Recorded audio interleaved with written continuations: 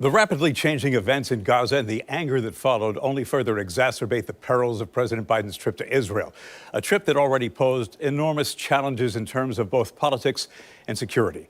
Joining me on the morning show, News4Jack's political analyst and head of the Jacksonville University Public Policy Institute, Rick Mullaney. Good morning, Rick. Good morning, Bruce. So Charles Lister, who is the director of counterterrorism at the Middle East Institute, said the timing and optics of such a significant visit could not be any worse. And the question now becomes, what can President Biden accomplish, especially now that the Jordanian visit has been canceled? And knowing the murky origins of the hospital bombing, yet horrific events, it makes diplomacy that much more difficult. Bruce, to say it's hard is just an understatement. And to say the optics and timing is bad is there's a very real political fallout to the bombing of this hospital, which reportedly killed more than 500 people. Part of the fallout, as we just heard, is the cancellation of the summit with Arab leaders. That was an important part of this trip. Another casualty that hasn't really been talked about much, but could be a very real casualty, is a potential agreement between Israel and Saudi Arabia, which could have been a game changer in the Middle East. But that shouldn't obscure the very real objectives and possibilities of this trip.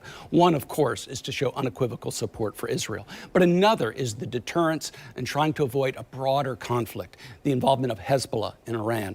And President Biden is very much trying to deter that and to de-escalate. And there's other pieces, the humanitarian concern for the civilians in Gaza. So some very important objectives, but high risk, very volatile, very difficult. This is a gamble for the president in terms of his international reputation and his domestic standing, and also for U.S. policy.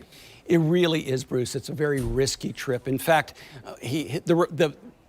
part of the problem with the cancellation of the summit with the Arab leaders is that was an important relationship piece. One of the risks here is we prepare for potential ground invasion by Israel into Gaza. And as we look to the future, is the U.S. now going to be front and center and take ownership of whatever happens next? Do we have the risk of alienating those Arab nations even further? There's also the risk of U.S. military involvement. Although we've deployed significant assets in the region, will we actually use them? It's sent for deterrence. And there's domestic risk for his own party and the Democratic Party, which hasn't been quite as unequivocal in their support for Israel as the president has been. There's risk domestically, there's risk internationally. You've talked about some of this here. Some of the main goals: humanitarian aid, avoiding deeper conflict in Israel, mindful of the fact that there are risks for U.S. policy. These are some of the goals, but there's some big goals here. For the president, he's concerned about the hostages. He wants to talk about the hostages.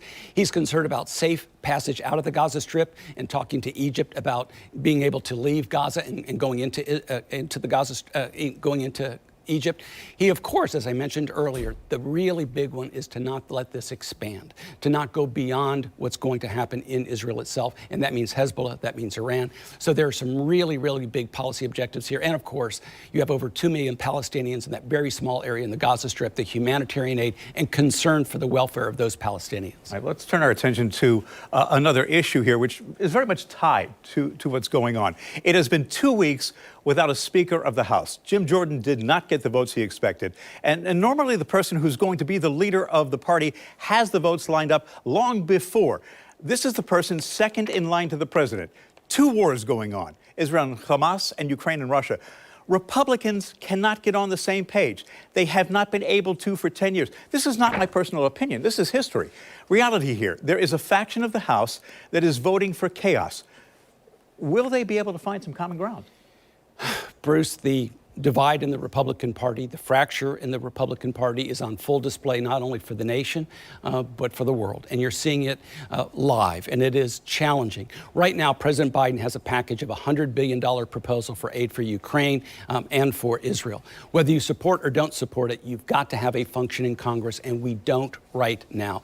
First, you thought it would be Steve Scalise, and of course, he's withdrawn. Then Jim Jordan, he's come up a little bit short. It's an uphill battle today.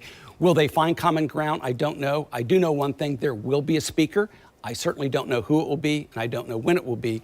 But for the Republicans, this is very much fraught. Not only do you have the international stage, you have a looming deadline of November 17th to get a budget passed, or else we're going to have a shutdown again. So on the Republican side, it's bad for the Republicans, it's bad for the country. And by the way, one of the holdouts happens to be a congressman from this area, the former sheriff.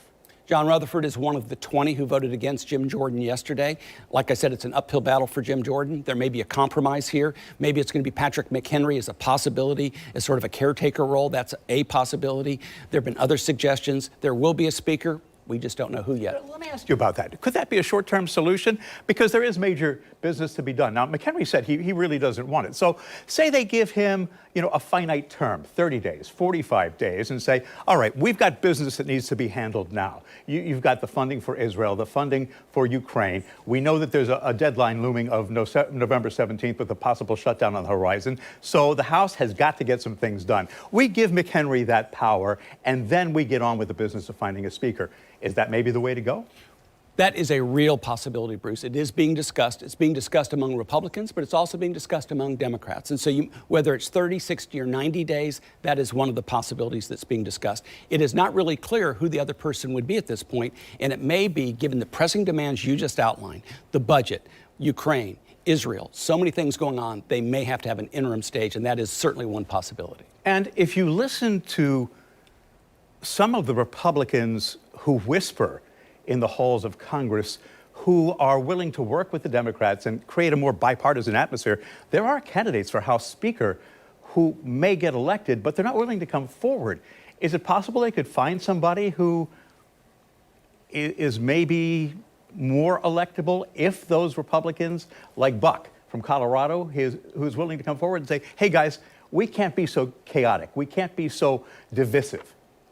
Normally, I would say yes. However, there's only a 4-vote margin. And you have to remember that McCarthy was ousted. He had over 200 Republicans supporting him. He had 8 opposing. So you can't afford to lose 4 votes.